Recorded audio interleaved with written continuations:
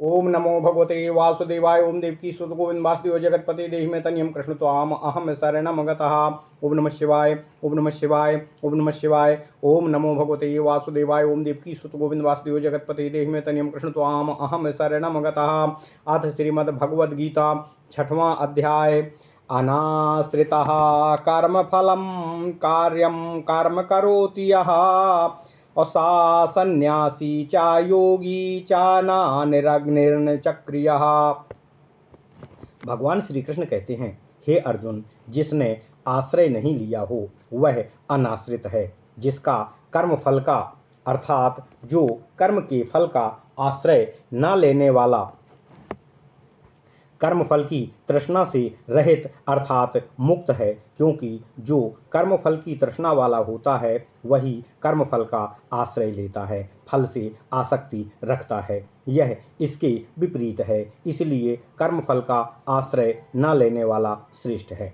ऐसा कर्मफल के आश्रय से रहित होकर जो मनुष्य कर्तव्य कर्मों को अर्थात अपने काम्य कर्मों से विपरीत नित्य क्रिया, अग्निहोत्र आदि सभी कर्मों को पूर्ण करता है, ऐसा जो कोई भी कर्मी है वह दूसरे कर्मियों की अपेक्षा श्रेष्ठ होता है। इसी अभिप्राय से यह कहा गया है कि वह सन्यासी भी है और योगी भी है। सन्यास नाम त्याग का है, वह जिसमें हो वही सन्यासी होता है, और चित्त के समाधान का नाम योग है, वह जिसमें हो वही योगी होता है। अतः वह कर्मयोगी भी इन गुणों से संपन्न माना जाना चाहिए। केवल अग्नि रहित और केवल क्रिया रहित पुरुष ही सन्यासी और योगी है, ऐसा कदापि नहीं मानना चाहिए, क्योंकि कर्मों के अंगभूत गार्हपत्य आदि अग्नि जिससे छूट गए हैं वह निरग्नि है, और बिना निरग्नि के होने वाले तप, दान आदि क्रिया भी जो नहीं करता वह अक्रिय होता है।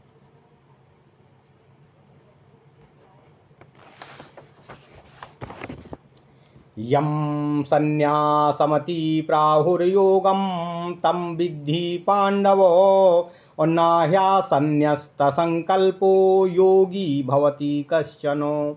हे अर्जुन, श्रुति स्मृति के ज्ञाता पुरुष सर्वकर्म और उनके फल के त्याग रूप जिस भाव को वास्तविक संन्यास कहते हैं, हे पांडव, हे अर्जुन, कर्मानुष्ठान रूप योग को निष्काम कर्म अर्थात निष्काम कर्म योग को भी तू वही वास्तविक संन्यास समझ। प्रवृत्ति रूप कर्म योग की उससे विपरीत निवृत्ति रूप परमार्थ संन्यास के साथ कैसी समानता स्वीकार करके एकता कही जाती है, ऐसा प्रश्न होने पर कहा जाता है कि परमार्थ संन्यास के साथ कर्म योग की कर्त विषयक समानता है, क्योंकि जो परमार्थ सन्यासी है वह सब कर्म साधनों का त्याग कर चुका होता है, इसलिए सब कर्मों का और उनके फल विषयक संकल्पों का जो कि प्रवृत्ति हेतु काम के कारण हैं त्याग करता है, वह कर्मयोगी भी कर्म करता हुआ फल विषयक संकल्पों का त्याग करता ही है। इस प्रकार जिसने फल विषयक संकल्पों का यानी अपनी इच्छाओं का त्याग न किया हो, ऐसा कोई भी कर्मी योगी नहीं हो सकता है। अर्थात ऐसे पुरुष का चित्त समाधिस्थ होना संभव नहीं है, क्योंकि फल के संकल्प का त्याग ही चित्त के विक्षेप का क्योंकि फल के संकल्प की आशा ही चित्त के विक्षेप का कारण होता है। इसलिए जो कोई भी कर्मी जो भी कर्म करता है फल विषयक संकल्पों का त्याग कर देता है, तभी वह योगी होता है। अभिप्राय यह है कि चित्त विक्षेप का कारण जो फल विषयक संकल्प है उसके त्याग से ही मनुष्य समाधान युक्त अर्थात चित्त विक्षेप से रहित योगी हो सकता है।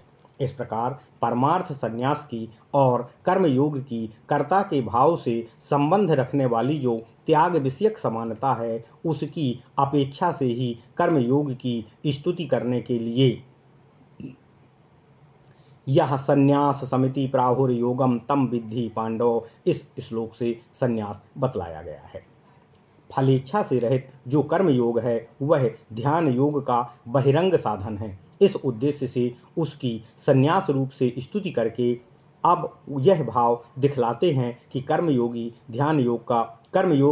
ध्यान योग का मूल साधन है। इस पर अर्जुन के प्रश्न पर भगवान श्री कृष्ण कहते हैं, अरूरुक्षोर्मुनिर्योगम अरूरुक्षोर्मुनिर्योगम कर्म कारणमुच्यते योगारूढ़स्य तस्यैव समः कारणमुच्यते। भगवान श्री कृष्ण कहते हैं, हे अर्जुन, जो ध्यान योग में आरूढ़ नहीं है अर्थात ध्यान योग में स्थित नहीं रह रहा है, ऐसे योगारूढ़ होने की इच्छा वाले मुनि अर्थात कर्मफल त्यागी पुरुष के लिए ध्यान योग पर आरूढ़ होने का साधन कर्म ही बतलाया गया है तथा वही जब योगारूढ़ हो जाता है तो उसके लिए योगारूढ़ता अर्थात ध्यान योग में सदा स्थित रहने का साधन सम उपसम यानी सर्व कर्मों से निवृत्त होना बतलाया गया है।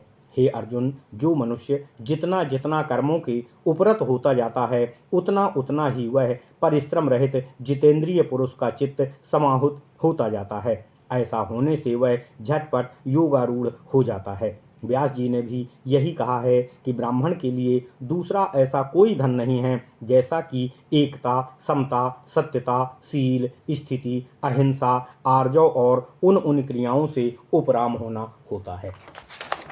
ओम नमः शिवाय। यदा हि नेन्द्रियार्थेषु न कर्मस्वानुसज्जते सर्वसंकल्प सन्यासी योगारूढ़स्तदुच्यते। भगवान श्री कृष्ण कहते हैं, हे अर्जुन, चित्त का समाधान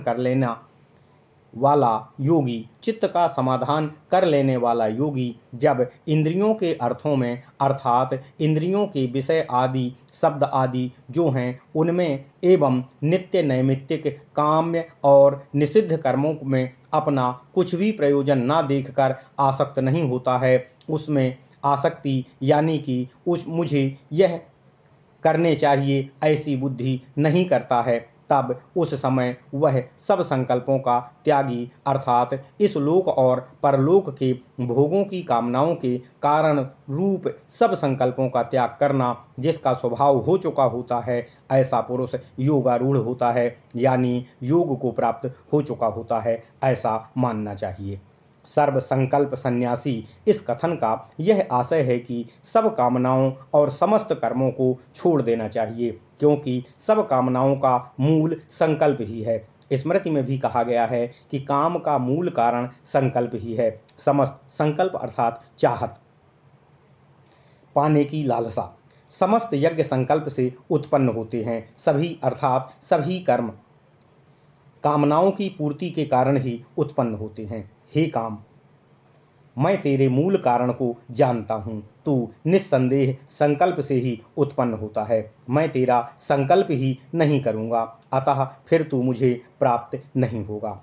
इन सब कामनाओं के परित्याग से ही सर्व कर्मों का त्याग सिद्ध हो जाता है। यह बात वह जैसी कामनाओं वाला होता है वैसे ही निश्चय वाला भी होता है, और जैसे निश्चय वाला होता है वैसे ही कर्मों को करता है इत्यादि श्रुति से प्रमाणित है कि जीव जो जो कर्म करता है वह सब काम की ही चेष्टा के कारण करता है।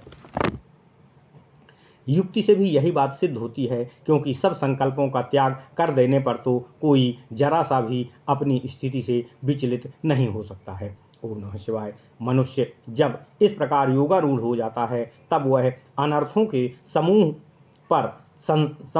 रूपी इस संसार समुद्र से स्वयं ही अपना उद्धार कर लेता है।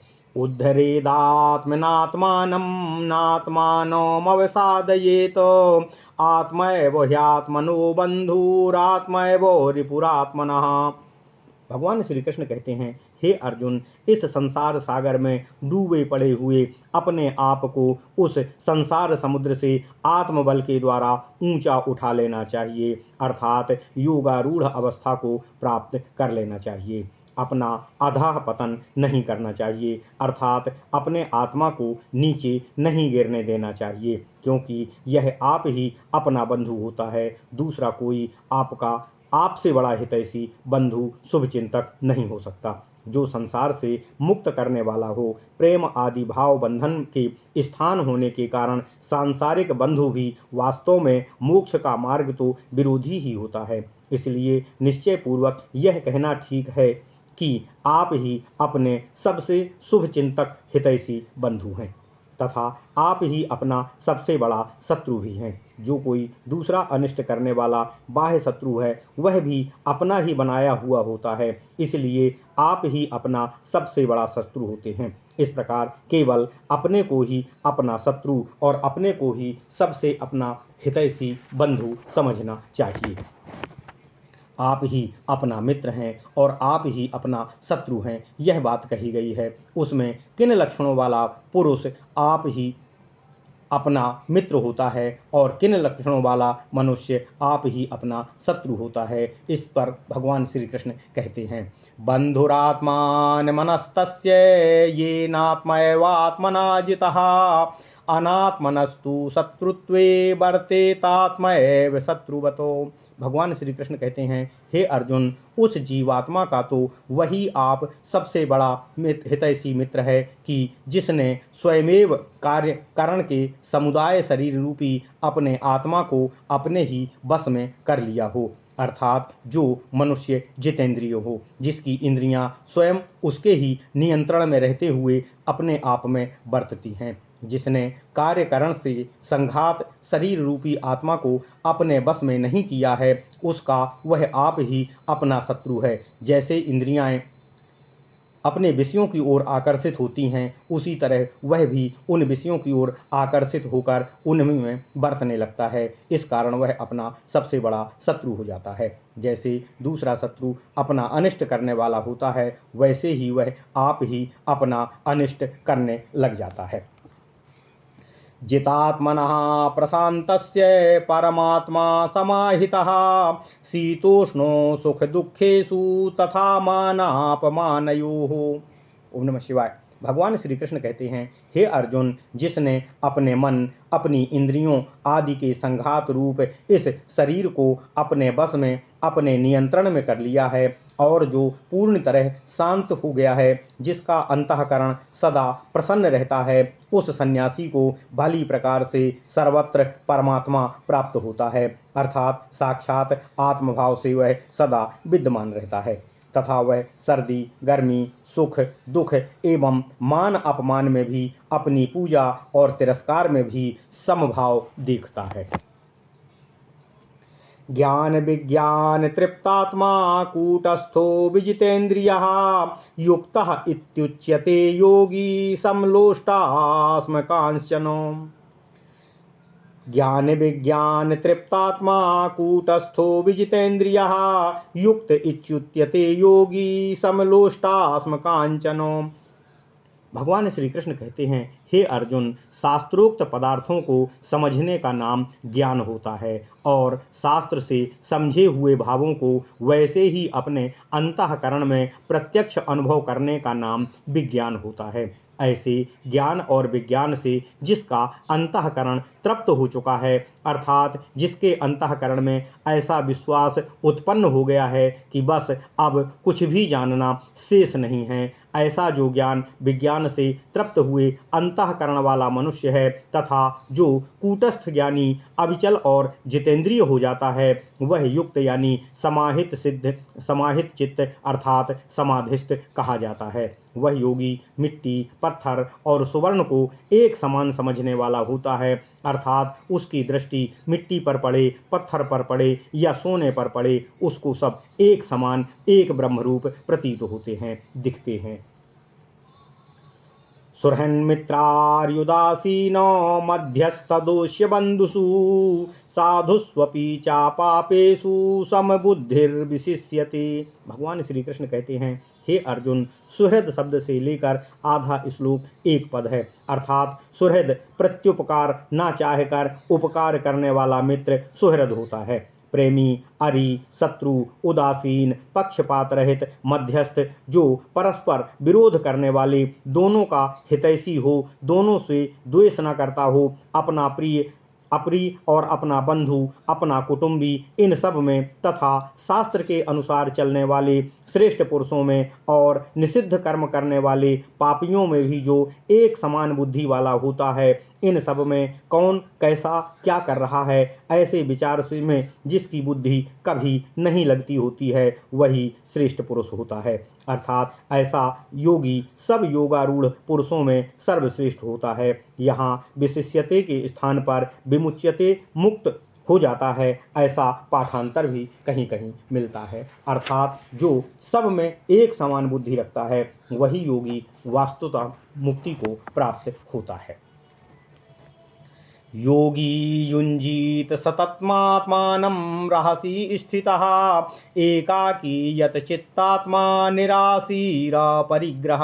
भगवान श्री कृष्ण कहते हैं, हे अर्जुन, ध्यान करने वाला योगी अकेला किसी को साथ ना लेकर पहाड़ की गुफा आदि एकांत स्थान में स्थित हुआ निरंतर अपने अंतःकरण को ध्यान में स्थिर किया करे। एकांत स्थान में स्थित हुआ और अकेला, इन विशेषणों से यह भाव पाया जाता है कि संन्यास ग्रहण करके योग का साधन करना चाहिए। जिसका चित्त, अंतःकरण और आत्मा, शरीर दोनों जीते हुए हैं, दोनों अर्थात ये सभी उसके नियंत्रण में हैं, ऐसा यत चित्तात्मा निराशी, तृष्णाहीन और संग्रह रहित होकर अर्थात सन्यासी होने पर भी सभी संग्रह का त्याग करके योग का अभ्यास करना चाहिए। योगाभ्यास करने वाले के लिए योग के साधन रूप आसन, आहार और विहार आदि का नियम बतलाया गया है। इन योग को प्राप्त हुए पुरुष का लक्षण और उसका फल आदि भी कहना चाहिए। इसलिए अब यह प्रकरण आरंभ किया जाता है, उसमें पहले आसन का ही वर्णन किया जाता है। शुचौ देशे प्रतिष्ठाप्य स्थिरमानसमात्मनः और नात्युच्छ्रितम नातिनीचम चैलाजिन कुशोत्तरम। भगवान श्री कृष्ण कहते हैं, हे अर्जुन, शुद्ध स्थान में अर्थात जो स्वभाव से अथवा झाड़ने बुहारने आदि संस्कारों से साफ किया हुआ पवित्र और एकांत स्थान हो, उसमें अपने आसन को जो ना अति ऊंचा हो और ना ही अति नीचा हो और जिस पर क्रम से वस्त्र, मृगचर्म एवं कुशा आदि बिछाए गए हों, अविचल भाव से उसका स्थापन करके यहाँ पाठक्रम से उन वस्त्र आदि का क्रम उल्टा समझना चाहिए, अर्थात पहले कोश, उस पर मृगचर्म और फिर वस्त्र बिछाए जाने चाहिए। तत्रैकाग्रं मनः कृत्वा यत चित्तेन्द्रियक्रियाः उपविश्यासने युञ्जाद्योगमात्मो विशुद्धये। भगवान श्री कृष्ण कहते हैं, हे अर्जुन, ऐसे आसन पर बैठकर मनुष्य को योग का साधन करना चाहिए। मन को सब विषयों से हटाकर एकाग्र करके यत चित्तेंद्रिय क्रिया यानी चित्र और इंद्रियों की क्रियाओं को जीतने वाला होकर अर्थात इनको अपने बस में करके योग का साधन करना चाहिए। जिसने मन और इंद्रियों की क्रियाओं का संयम कर लिया हो उसे यत चित्तेंद्रिय क्रिया करने वाला कहते हैं।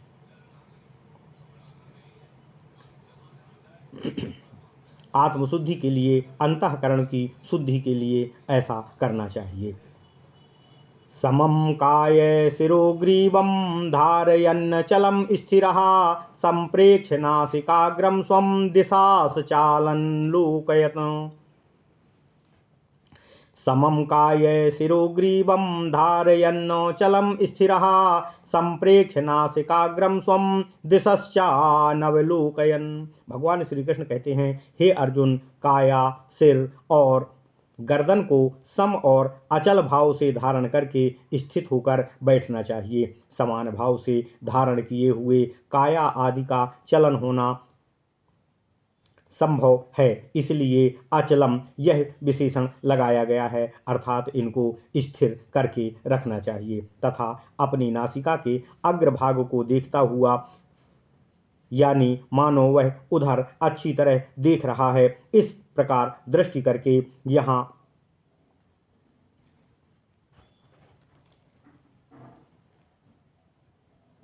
क्योंकि नासिका के अग्रभाग को देखने का विधान ही यहाँ अभिमत करना नहीं है, दृष्टि को स्थिर करना इसका मूल उद्देश्य है। वह ऐसा मनुष्य भी अंतःकरण के समाधान के लिए आवश्यक होने के कारण भी अभीष्ट होता है, क्योंकि यदि अपनी नासिका के अग्रभाग को देखना ही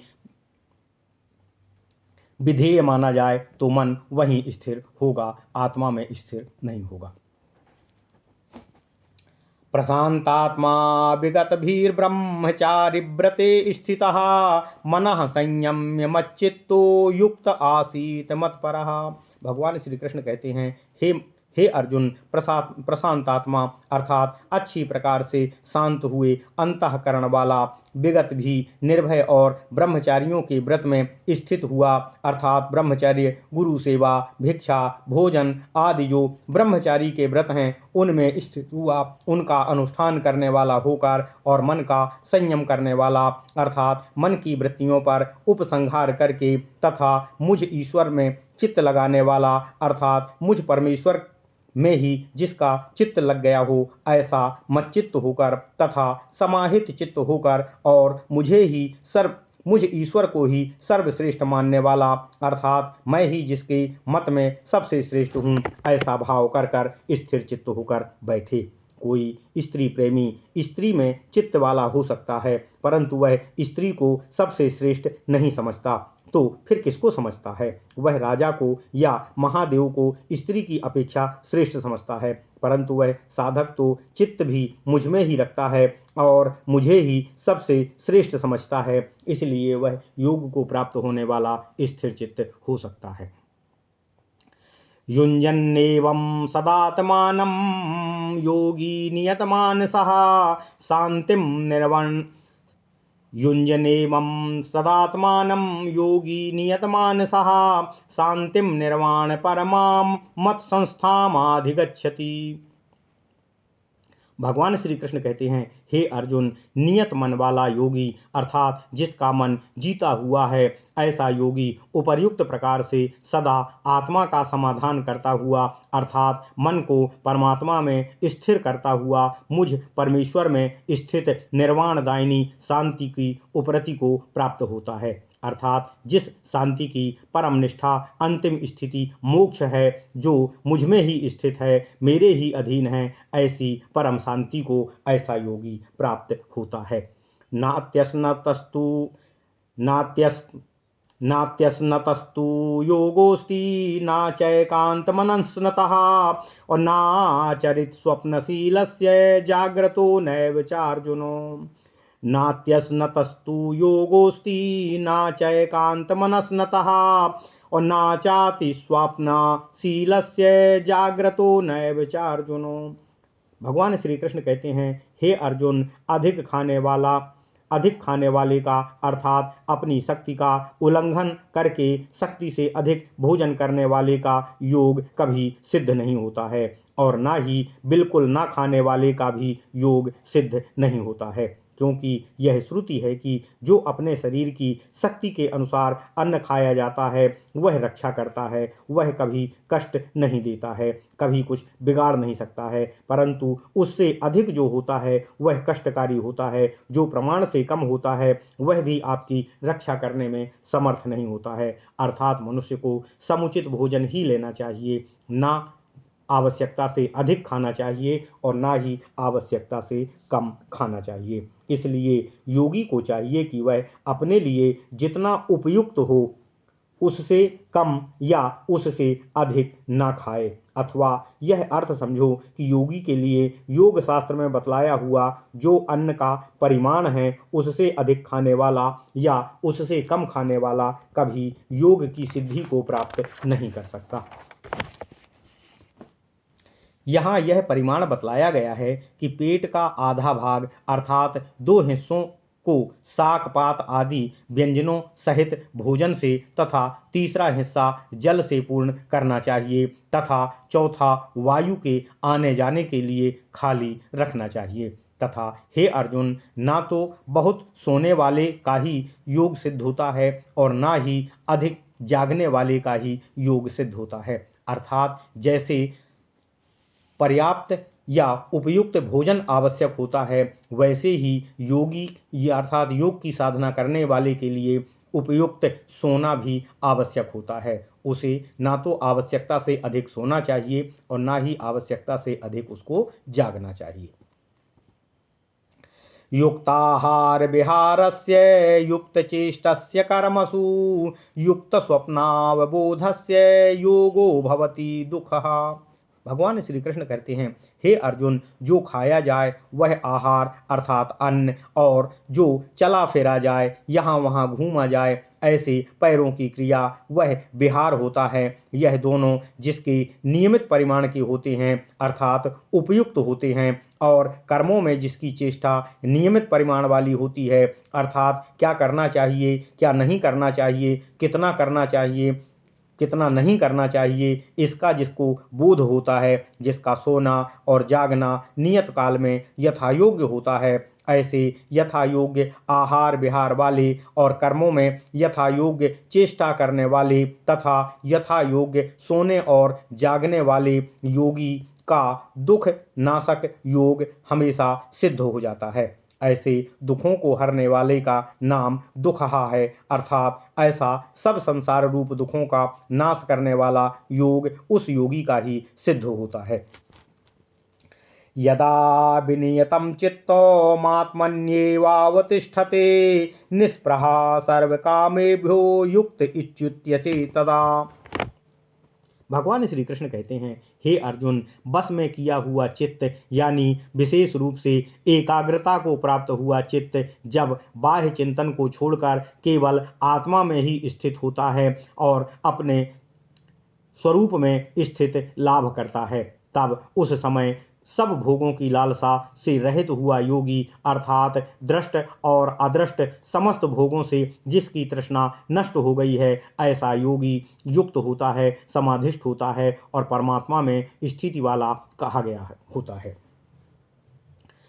यथा दीपो निवातस्थो नेंगते सोपमा स्मृता योगिनो यत चित्तस्य युञ्जतो योगमात्मनः। भगवान श्री कृष्ण कहते हैं, हे अर्जुन, जैसे वायु रहित स्थान पे रखा हुआ दीपक विचलित नहीं होता है, उसकी लौ स्थिर रहती है, वही उपमा आत्म ध्यान का अभ्यास करने वाले समाधिष्ठ योगी की स्थिति के लिए होती है। अतः अंतःकरण चित्त गति को प्रत्यक्ष देखने वाले योग वेत्ता पुरुषों की मानी जाती है, जिससे किसी की भी समानता की जाए उसका नाम उपमा होता है, अर्थात शांत योगी सदैव स्थिर वायुविहीन क्षेत्र में जलते हुए दीपक की लौ की भांति स्थिर चित्त होता है।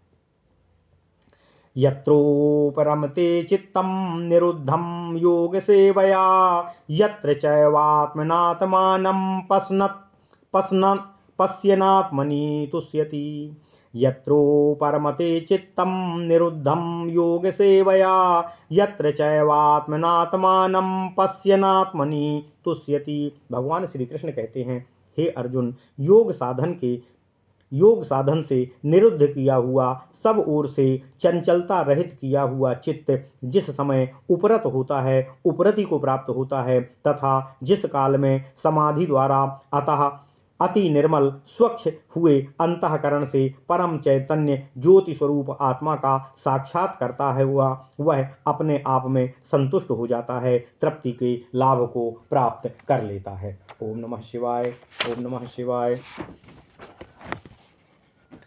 यतो यतो निश्चरति मन चंचलमस्थिरं ततस्ततो निशम्येतोदात्मन्येव वशं नयेतो। भगवान श्री कृष्ण कहते हैं, हे अर्जुन, स्वाभाविक दोष के कारण जो अत्यंत चंचल है तथा इसलिए जो अस्थिर है, ऐसा मन जिस जिस शब्द आदि विषय के निमित्त विचलित होता है, बाहर जाता है, उस शब्द आदि विषय रूप निमित्त से इस मन की रोक कर एवं उस विषय रूप निमित्त को यथार्थ तथ्य निरूपण द्वारा आभास मात्र दिखाकर वैराग्य की भावना से इस मन का बारंबार अपनी आत्मा में ही निरोध करने का प्रयत्न करना चाहिए, अर्थात इसे आत्मा के ही वशीभूत किया करे। इस प्रकार योगाभ्यास के बल से योगी अपने मन को अपनी आत्मा में ही शांत कर स्थिर चित्त हो जाता है।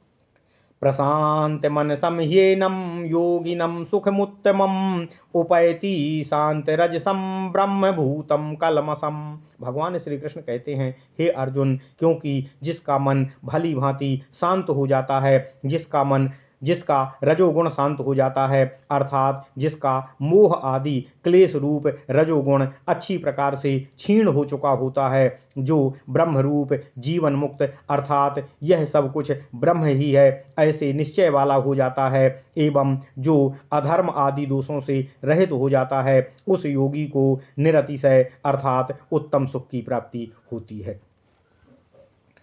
युञ्जन्नेवं सदात्मानं योगी विगतकल्मषः सुखेन ब्रह्म संस्पर्शमत्यन्तं सुखमश्नुते। भगवान श्री कृष्ण कहते हैं, हे अर्जुन, योग विषयक विघ्नों से रहित हुआ विगत कलमश निष्पाप योगी उपर्युक्त क्रम से सदा चित्त को समाहित करता हुआ अनायास ही ब्रह्म प्राप्ति रूप निरतिशय अर्थात उत्कृष्ट सुख का अनुभव करने लगता है, अर्थात जिसका परब्रह्म से संबंध है और जो अंत से प्रतीत अनंत है, ऐसे परम सुख को ऐसा योगी प्राप्त करने लगता है। सर्वभूतस्थमात्मानं सर्वभूतानि चात्मनि ईक्षते योग युक्तात्मा सर्वत्र समदर्शनः। भगवान श्री कृष्ण कहते हैं, हे अर्जुन, समाहित अंतःकरण से युक्त और सब जगह समदृष्टि रखने वाला योगी अर्थात जिसका ब्रह्म और आत्मा की एकता को विषय करने वाला ज्ञान ब्रह्म से लेकर स्थावर पर्यंत समस्त विभक्त प्राणियों में भेदभाव से रहित सम हो चुका होता है, ऐसा पुरुष अपने आत्मा को सब भूतों में स्थित हुआ देखता है और सभी भूतों को अपने आत्मा में स्थित हुआ देखता है, अर्थात ब्रह्म से लेकर स्तंभ पर्यंत समस्त प्राणियों को अपने आत्मा में एक रूपता को देखते हुए प्राप्त होता है। यो माम पश्यति सर्वत्र सर्वं चामयि पश्यति तस्याहं न प्रणश्यामि सा चा मे न प्रणश्यति। भगवान श्री कृष्ण कहते हैं, हे अर्जुन, जो मनुष्य सबके आत्मा मुझ वासुदेव को सब जगह अर्थात सब भूतों में व्यापक हुआ स्थित देखता है और ब्रह्मा आदि समस्त प्राणियों को मुझ सर्वात्मा परमेश्वर में स्थित देखता है, इस प्रकार आत्मा की एकता को देखने वाले उस ज्ञानी के लिए मैं ईश्वर कभी भी अदृश्य नहीं होता हूँ, अर्थात कभी अप्रत्यक्ष नहीं होता हूँ, और वह ज्ञानी भी कभी मुझ वासुदेव ईश्वर से अदृश्य और परोक्ष नहीं होता है, क्योंकि उसका और मेरा एक ही स्वरूप हो जाता है। निस्संदेह अपना आत्मा अपना प्रिय ही होता है, जो सर्वभाव से एकता को देखने वाला है वह मैं ईश्वर हूँ मुझे प्राप्त होता है। सर्वभूतस्थितं यो मां भजत्येकत्वमास्थिनः सर्वथा वर्तमानोऽपि सा योगी मयि वर्तते। भगवान श्री कृष्ण कहते हैं, हे अर्जुन, एकत्व भाव से स्थित हुआ जो पुरुष संपूर्ण भूतों में स्थित मुझ वासुदेव को भजता है, इस प्रकार पहले श्लोक के अर्थ का यथार्थ ज्ञान इस आधे श्लोक के अनुवाद से करके उसके फलस्वरूप मोक्ष का विधान करते हैं, वही पूर्ण ज्ञानी योगी सब प्रकार से सभी कर्मों में वर्तता हुआ भी निष्काम भाव को प्राप्त होता है, अर्थात वैष्णव परम पद रूप मुझ परमेश्वर में ही वर्तता हुआ पाप और पुण्य से मुक्त रहता है, अर्थात वह सदा मुक्त ही होता है, उसके मोक्ष को कोई रोक नहीं सकता। आत्मौपम्येन सर्वत्र समं पश्यति योऽर्जुनो सुखम वा यदि वा दुःखम सा योगी परमो मतः। भगवान श्री कृष्ण कहते हैं, हे अर्जुन, आत्मा और स्वयं आप और जिसके द्वारा उपमित किया जाए वह उपमा उस उपमा के भाव को अर्थात उसके सदस्य औपम्य कहते हैं। हे अर्जुन, यह आत्मोपम्य द्वारा अर्थात अपनी सदृशता से जो योगी सर्वत्र सब भूतों में तुल्य देखता है, वह तुल्य क्या देखता है इसके लिए कहते हैं, जैसे मुझे सुख प्रिय है वैसे ही सभी प्राणियों को सुख प्रिय होगा, और जैसे मुझे दुख अप्रिय और कष्टकारी है प्रतिकूल है वैसे ही सब प्राणियों को दुख कष्टकारी और प्रतिकूल होता है। इस प्रकार जो सब प्राणियों में अपने समान ही सुख और दुख को तुल्य भाव से अनुकूल और प्रतिकूल देखता है, किसी के भी प्रतिकूल वह कभी आचरण नहीं करता, यानी वह अहिंसक हो जाता है। यहाँ जो इस प्रकार अहिंसक पुरुष पूर्ण ज्ञान में स्थित है वह योगी अन्य सब योगियों में परम उत्कृष्ट माना जाता है, परम उत्कृष्ट होता है। योऽयं योगस्त्वया प्रोक्ता साम्येन मधुसूदन एतस्याहं नापश्यामि चंचलत्वा स्थितिं स्थिरम। हे भगवान श्री कृष्ण से अर्जुन कहते हैं, हे मधुसूदन, आपने जो यह समत्व भाव रूप योग कहा है, मन की चंचलता के कारण मैं इस योग की अचल स्थिति को नहीं देख रहा हूँ, यह बात प्रसिद्ध है। चंचलम ही मनः कृष्णो प्रमाथि बलवद्भद्रणम, चंचलम ही मनः कृष्णो प्रमाथि बलवद्दृढ़म, तस्याहं निग्रहं मन्ये वायोरिव सुदुष्करम। क्योंकि हे श्री कृष्ण, यह मन बड़ा ही चंचल है। विलेखन में जो अर्थ हुआ है कृष धातु है, उसका रूप कृष्ण है। भक्तजनों के पापादि दोषों को निवृत्त करने वाले होने के कारण भगवान का नाम कृष्ण है। यह मन केवल अत्यंत चंचल है। अर्जुन कहते हैं, हे श्री कृष्ण, इतना ही नहीं किंतु प्रमथनशील भी है, अर्थात शरीर को क्षुब्ध और इंद्रियों को विक्षिप्त यानी परवश भी कर देता है यह मन, तथा यह बड़ा बलवान है। यह मन किसी को भी बस में किया जाना अशक्य है, समर्थ नहीं है। साथ ही यह बड़ा दृढ़ भी है, अर्थात तंतुनाग अर्थात गोह नामक जलचर जीव की भांति अच्छेद्य भी है। ऐसे लक्षणों वाले इस मन का विरोध करना मैं वायु की भांति दुष्कर मानता हूँ। अभिप्राय यह है कि जैसे वायु का रोकना दुष्कर है, इसी प्रकार इस मन का रोकना भी दुष्कर है। असंशयं महाबाहो मनो दुर्निग्रहं चलम्, अभ्यासेन तु कौन्तेय वैराग्येण च गृह्यते। अर्जुन के कहने पर भगवान श्री कृष्ण कहते हैं, हे महाबाहो, हे अर्जुन, मन चंचल है और कठिनाई से बस में होने वाला है, इसमें कोई संदेह नहीं है। किंतु अभ्यास से अर्थात किसी चित्त भूमि में एक समान वृत्ति की बारंबार आवृत्ति करने से दृढ़ तथा अदृढ़ प्रिय भोगों के बारंबार दोष दर्शन के अभ्यास द्वारा उत्पन्न हुए अनिच्छा रूपी वैराग्य से चित्त के विक्षेप रूपी प्रचार अर्थात चंचलता को रोका जा सकता है। अर्थात इस प्रकार सतत अभ्यास से मन का निग्रह करके मन का निरोध किया जा सकता है, इसको स्थायी किया जा सकता है, इसकी चंचलता पर नियंत्रण किया जा सकता है। असंयतात्मना योगो दुष्प्रापो इति मे मतिः, वश्यात्मना तु यतता शक्यो वाप्तुमुपायतः।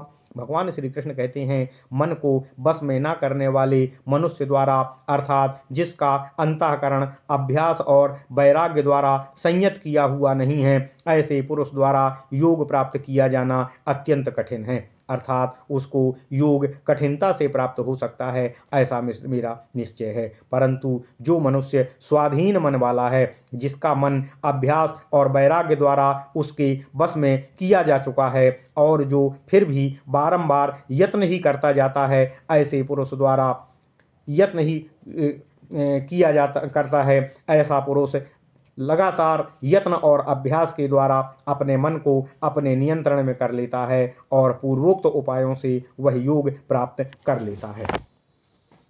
योगाभ्यास को स्वीकार करके जिसने इस लोक और परलोक की प्राप्ति के साधन रूप कर्मों का तो त्याग कर दिया है और योग सिद्धि का फल मोक्ष प्राप्ति का साधन पूर्ण ज्ञान जिसको मिला नहीं है, ऐसे जिस योगी का चित्त अंतकाल में योग मार्ग से विचलित हो गया हो, उस योगी के नाश की आशंका करके अर्जुन पूछते हैं, हे श्री कृष्ण, आयति ही श्राद्धयोपेता योगा चलत मानसः, अप्राप्य योग संसिद्धिम काम गतिम कृष्ण गच्छति। अर्जुन कहते हैं कि हे प्रभु, जो योग के मार्ग में संलग्न है, योग प्राप्ति के लिए सतत प्रयत्नशील है, तथापि यदि वह अपने योग मार्ग से भ्रष्ट हो जाता है, विचलित हो जाता है, ऐसे मनुष्य की क्या गति होती है।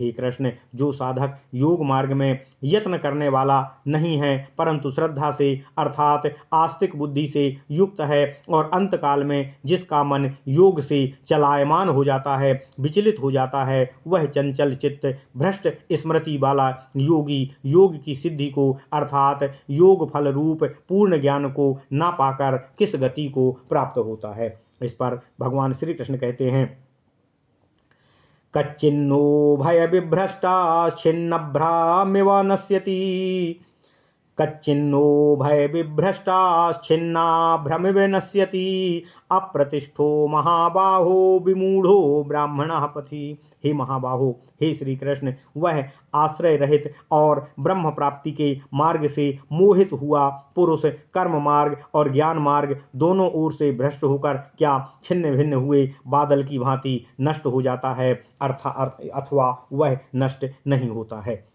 एतन्मे संशयं कृष्णो छेतुमर्हस्य शेषतः, त्वदन्यः संशयस्यास्य छेत्ता नाह्युपपद्यते।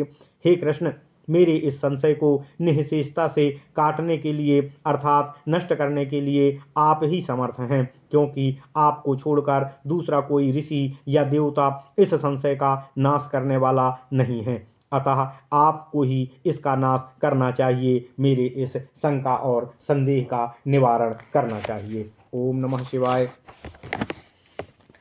पार्थ नैवेह नामुत्र विनाशस्तस्य विद्यते, नाहि कल्याणकृत कश्चित् दुर्गतिं तात गच्छति। हे पार्थ, भगवान श्री कृष्ण कहते हैं, हे अर्जुन, ऐसे योग भ्रष्ट पुरुष का इस लोक में या परलोक में कहीं भी नाश नहीं होता है। पहले की ही अपेक्षा हीन जन्म की प्राप्ति हीन जन्म की प्राप्ति का नाम नाश होता है, सो ऐसी अवस्था योग भ्रष्ट की कभी नहीं होती, क्योंकि जिसने योग करने का प्रयत्न किया है परिस्थितियों के कारण यदि वह योग से विचलित हो जाता है तो हे तात, शुभ कर्म करने वाला कोई भी मनुष्य कभी भी दुर्गति या नीच गति को प्राप्त नहीं होता है। पिता पुत्र रूप से आत्मा का विस्तार करता है, अतः उसको तात कहते हैं, तथा पिता ही पुत्र रूप से उत्पन्न होता है, अतः उसको भी तात कहते हैं। शिष्य भी पुत्र के तुल्य होता है, इसलिए उसको भी तात ही कहते हैं। प्राप्य पुण्य कृताम लोकानुसित्वा शाश्वती समाः, शुचीनाम श्रीमताम गेहे यज्ञ योग भ्रष्टो भी जायते। प्राप्य पुण्य कृताम लोकानुसित्वा शाश्वती समाः, शुचीनाम श्रीमताम गेहे योग भ्रष्टो भी जायते।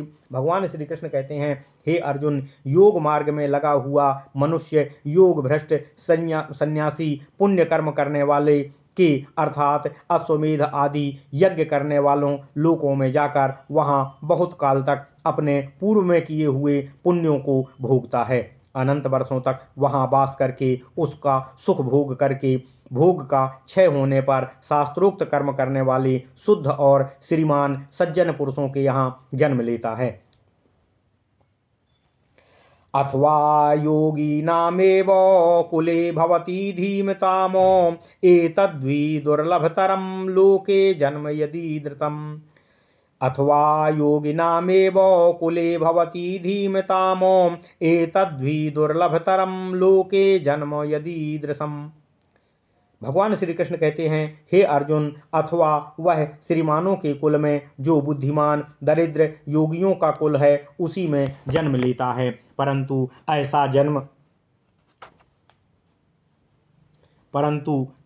ऐसा जन्म अर्थात जो उपर्युक्त दरिद्र आदि विशेषणों से युक्त योगियों के कुल में उत्पन्न होता है, वह इस लोक में पहले बतलाए हुए श्रीमानों के कुल में उत्पन्न होने की अपेक्षा अत्यंत दुर्लभ होता है। तत्र तं बुद्धि संयोगं लभते पौर्वदेहिकं, यतते चा ततो भूया संसिद्धो कुरु नंदन। भगवान श्री कृष्ण कहते हैं, हे अर्जुन, यहाँ योगियों के कुल में पहले शरीर में होने वाले उस बुद्धि के संयोग को वह पाता है, अर्थात योगी कुल में जन्म लेते ही उसका पूर्व जन्म में प्राप्त हुई बुद्धि से संबंध स्थापित हो जाता है। और हे कुरुनंदन, वह उस पूर्वकृत संस्कार के बल से पूर्ण सिद्धि प्राप्त करने के लिए पुनः योग में और अधिक प्रयत्न के साथ लग जाता है। पूर्वाभ्यासेन तैनेव ह्रियते पूर्वाभ्यासेन तेनैव ह्रियते ह्यवसोऽपि सः जिज्ञासुरपि योगस्य शब्द ब्रह्माति वर्तते। भगवान श्री कृष्ण कहते हैं, हे अर्जुन, क्योंकि पूर्व जन्मों में योग करने के कारण तथापि बाद में पथ से विचलित हो जाने के कारण वह योग भ्रष्ट पुरुष परवश हुआ भी पूर्वाभ्यास के द्वारा, अर्थात जो उसने पहले जन्म में किया हुआ था उस अभ्यास को याद रखता है। उस अति बलवान पूर्वाभ्यास के पुण्य के कारण वह योग की ओर स्वमेव ही खींच लिया जाता है। यदि योगाभ्यास के संस्कारों की अपेक्षा अधिक बलवान अधर्म आदि कर्म न किए हों तो ऐसा मनुष्य योगाभ्यास जनित संस्कारों से स्वमेव ही खिंच जाता है। और यदि अधिक बलवान अधर्म किया होता है तो उससे योग जन्म संस्कार भी दब जाते हैं और क्षीण हो जाते हैं। ओम नमः शिवाय। परंतु उस पाप कर्म का क्षय होने से पर योग जन्म संस्कार स्वयं ही बलवान होकर उसे योग की ओर पुनः खींच लेते हैं। बहुत काल तक दबे रहने पर भी उसका नाश नहीं होता है। जो योग का जिज्ञासु भी है, अर्थात जो योग के स्वरूप को जानने की इच्छा करके योग मार्ग में लगा हुआ योग भ्रष्ट सन्यासी है, वह भी शब्द ब्रह्म को अर्थात वेद में कहे हुए कर्म फल को अतिक्रम पर जाता है। जो फिर योग को जानकर उसमें स्थित हुआ अभ्यास करता है, उसका तो कहना ही क्या है। यहाँ प्रयत्नाद्यतमानस्तु योगी संशुद्ध किल्बिषः अनेक जन्म संधिस्ततो याति पराम गतिम। भगवान श्री कृष्ण कहते हैं, हे अर्जुन, जो प्रयत्न पूर्वक अधिक साधन में लगा हुआ है वह विद्वान योगी विशुद्ध किल्बिष अर्थात अनेक जन्मों में थोड़े थोड़े संस्कारों को एकत्रित कर उन अनेक जन्मों के संचित संस्कारों से पाप रहित होकर सिद्ध अवस्था को प्राप्त हुआ सम्यक ज्ञान को प्राप्त करके परम गति अर्थात मोक्ष को प्राप्त कर लेता है। तपस्विभ्योऽधिको योगी ज्ञानिभ्योऽपि मतोऽधिकः कर्मिभ्याश्चाधिको योगी तस्माद्योगी भवार्जुनो। भगवान श्री कृष्ण कहते हैं, हे अर्जुन, तपस्वियों और ज्ञानियों से भी अधिक योगी अधिक हैं। तपस्वियों और ज्ञानियों से भी योगी अधिक हैं। यहाँ ज्ञान शास्त्र विषयक पांडित्य का नाम है। उससे युक्त जो ज्ञानवान है उसकी अपेक्षा योगी अधिक श्रेष्ठ है, तथा अग्निहोत्र आदि कर्म करने वालों में भी योगी अधिक श्रेष्ठ है। इसलिए हे अर्जुन, तू योगी बन। योगिनामपि सर्वेषां मद्गतेनान्तरात्मना श्रद्धावान् भजते यो मां सा मे युक्ततमो मतः। भगवान श्री कृष्ण कहते हैं, हे अर्जुन, रुद्र आदित्य आदि देवों के ध्यान में लगे हुए समस्त योगियों से भी जो योगी श्रद्धा युक्त हुआ मुझ वासुदेव परमेश्वर में अच्छी प्रकार स्थित किए हुए अंतःकरण से मुझे ही भजता है, उसे मैं युक्ततम अर्थात अतिशय श्रेष्ठ योगी मानता हूँ। ओम नमः शिवाय। इति श्री महाभारते सत्सहस्रायां संहितायां वैयासिक्यां भीष्म पर्वाणि श्रीमद्भगवद्गीतासु उपनिषत्सु ब्रह्म विद्यायां योगशास्त्रे श्रीकृष्ण अर्जुन संवादे ध्यान योगो नाम षष्ठोऽध्यायः। ओम नमः शिवाय। ओम नमः शिवाय। ओम नमः शिवाय। ओम नमो भगवते वासुदेवाय। ओम देवकी सुत गोविंद वासुदेव जगतपते देहि में तनियम कृष्ण त्वाम अहम शरणम गतः।